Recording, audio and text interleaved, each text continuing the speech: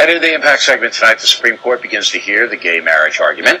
In France, perhaps as many as 1 million people are demonstrating against gay marriage. The protest so intense, police had to use tear gas.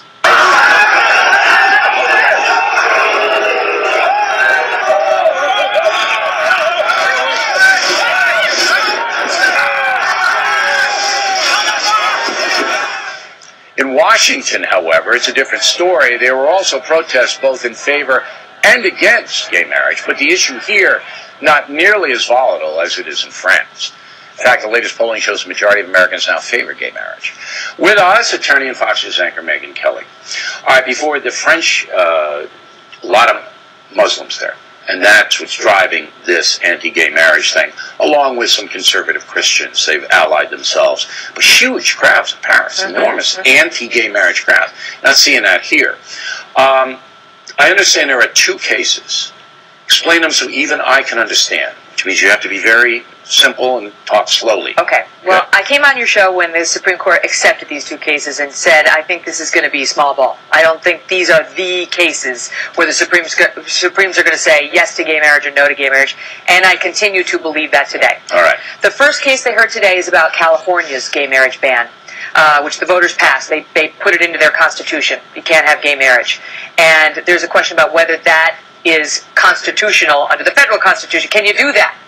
And I think the Supreme Court, based on what I heard today, is going to limit their ruling in that case so that it's only going to affect Californians. And the ruling will be in California? I think they're going to dodge it on procedural grounds. They have a couple of ways to get out of deciding it on the merits by saying, A, you didn't have standing. You people who are challenging the lower court ruling in favor of gay marriage, you don't have standing to bring this case. Or B, you know what, we never should have taken this case. So they're going to dodge. That's going to cause a lot of problems. I think they're going to dodge. I don't think people will be surprised when they dodge. So if they dodge, then the people who like gay marriage are going to be happy for a dodge, not as happy as if they would have. But though in California, though, if they dodge, that means gay marriage is legal by fiat. Yes. So that just wipes out the popular vote there. Well, yes, it does. But I mean, I think at this point, same-sex marriage proponents will take a win as a win. I think so too. But what about all the people who voted against gay marriage? They're disenfranchised. Well, yes, they are. But I mean, that's all right. They have a couple years to live with that. That's how you think that's going to come down. Small ball, I still think on Prop 8. Then the other one is the Defense of Marriage Act, signed by Bill Clinton, who now very, very much regrets doing it, now that he's not in the office. Well, but he makes a point of when he signed it, you know, gay marriage was not big or even really being discussed much in the country that's back in sincere, isn't it? So when he signed it, wasn't a big deal. Now it's a big deal. He changes. You know, I'm sorry. Well, Bill people do look at it at evolving standards. Let me say this so you don't get attached to it, because I know that you don't want to get attached to it. You're a phony, Bill Clinton. You're a phony. It's the same exact issue, same thing. All right, you signed it because you thought it was going to be popular, and now that it's not that so popular, you're against it. This is what sleazy politicians do. You feel that way about Barack Obama too? Because he came out, he was against gay marriage until recently. Of course, I feel that way again. Of course, I do. They Bill, pander. They don't care about. They don't care about gays. If they cared about gays, they would have been on board in the beginning, and they weren't. But even it's the gays same weren't talking issue. as much about gay marriage back in '96 as they are today. I'm sorry. It's the same exact issue. All right. Now, you can change your mind on the issue, but you got to explain that in context other than politics. How somehow you evolved on this issue.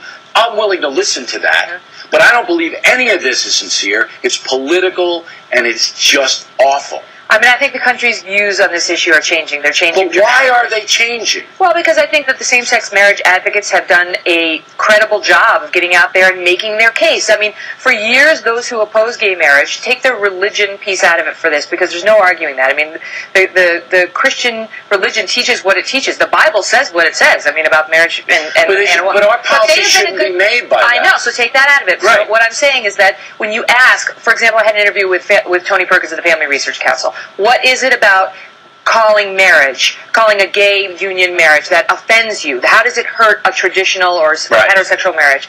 And I didn't hear anything articulated that was particularly persuasive. What people go back to... And I agree with you 100%. Right. 100%. And I hate to say this, Kelly. And next week I got something to Kelly that she's not going to like. Oh. I agree with you 100%. Wow, okay. The compelling argument is on the side of homosexuals. That's where the compelling argument is. We're Americans. We just want to be treated like everybody else. That's a compelling argument. And to deny that, you got to have a very strong argument on the other side. And the argument and the other side hasn't been able to do anything but thump the Bible. Their best argument thus far has been, well, marriage is an institution that for 2,000 years has been about a man and a woman creating babies. That's right. Procreation. The procreation but today, is strong. But look how society has changed. I mean, people, they talk today about would we be okay passing a law saying people over 55 can't get married because they're not likely to have babies. Knock the music off for a minute. I got one more thing. I support civil unions. I always have. All right? And the gay marriage thing, I don't feel that strongly about it one way or the other. But then you leave it to the states. I think the states should do it. I think the Supreme Court is going to come down on the side of letting the democratic process play out. I live in New York. New York has its fun with it. All right? I want all Americans to be happy. I do. All right, now, real quick. The Defense of Marriage Act, is the Supreme Court going to rule it unconstitutional?